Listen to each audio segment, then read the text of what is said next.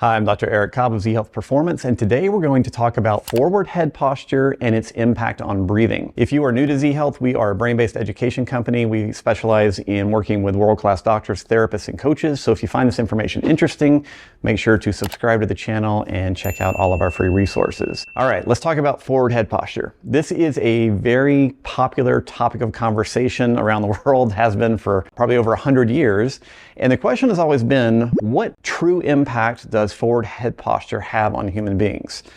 Whenever I was in school, obviously I went through kind of a classical biomechanical education, and the concept was that, a forward head posture would then create additional physical stresses on the neck. You'd wind up with degenerative disc disease, arthritic changes, and pain. Well, the fact is that there's very little research evidence that posture in general, but particularly forward head posture and pain, are directly related. However, what we have seen over the years, after working with thousands of people, particularly people who are very compromised, all the way up through world champion, Olympic gold medalist, etc., is that there does seem to be correlation between posture and performance. So now as you go deeper into the research literature, what we're seeing is that forward head posture that is problematic has some fairly specific impacts on balance. So we see issues with static balance, sometimes with dynamic balance. There is a correlation with forward head posture and problems with the inner ear. So we are seeing more and more evidence that forward head posture, while maybe not directly related to pain, may be something worth addressing if you want to perform at a higher level. You want to feel and move better. Now, one of the things that's also very clearly shown up in the research literature is that forward head posture does impact breathing. So that's what we're going to talk about today. So the way that we're going to do this is experientially.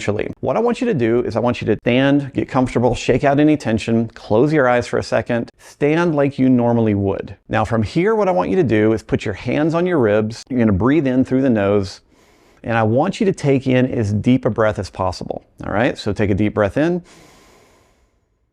And what you're trying to feel is how much expansion do you get in your lower ribs? Not only how much is expanding, but in what directions. As you take this deep breath in, you're trying to feel, do the ribs move forward? Do they move out? Do they move down? Do they move back? We're trying to see if you are capable of creating a three-dimensional expansion. So if you had a belt around your lower ribs, and you took a deep breath in, can you make all of them expand? Now, once you've done that, we're going to intentionally do forward head posture. Maybe you already have it, but we're going to exaggerate it because I want you to feel the difference. So after you've done 5 or 6 breaths in, I want you to now go into a forward head posture. So be a brontosaurus, right? Stick your head way far forward. And then what I want you to do is, again, breathing in through the nose,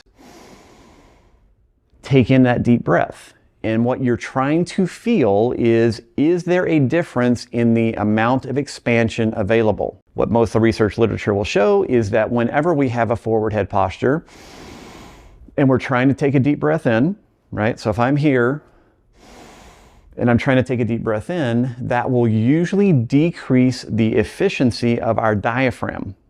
And that is palpable in most cases with your hands. Not only will you feel it with your hands, but you'll also typically feel it with tension. Typically, you'll feel excess tension in your lower back. Maybe your abdomen will feel strange. So now what I want you to do is I want you to correct your forward head posture, but I want you to overcorrect it. So now what you're going to do is you're going to bend your knees, tuck your pelvis a little bit, stand back up, and then I want you to pull your head back basically as far as you can without pain, but you're going to hold it back there in that relatively constricted position and then try to breathe in again. And you're trying to feel, again, does that restrict my breathing? Because in most cases, what we will see people doing in a corrective exercise environment is they'll get up against the wall and they'll tuck their pelvis and they'll get real tall and they'll pull their head back and then they try to move around like that. But most people will find that excessive correction adds excessive tension, which is also going to restrict your breathing. So in most cases, what we need to do, particularly when we think about long-term progression, is we need to find the happy medium. The way that I like to have people do that is we do the anterior or forward head posture and then the really strongly retracted posture. Get that comparison. Then you're going to come back to neutral. You're going to bend your knees. You're going to tuck your pelvis a little bit. If you can, think about bringing your ribs down a little. Now from here, all that I want you to do is lower your chin about 1/2 inch, maybe 1 centimeter, and then I want you to retract it about the same amount. It's a very subtle movement. Tuck, and retract. Now, as you're holding that, what I want you to now try to do is take a deep breath in.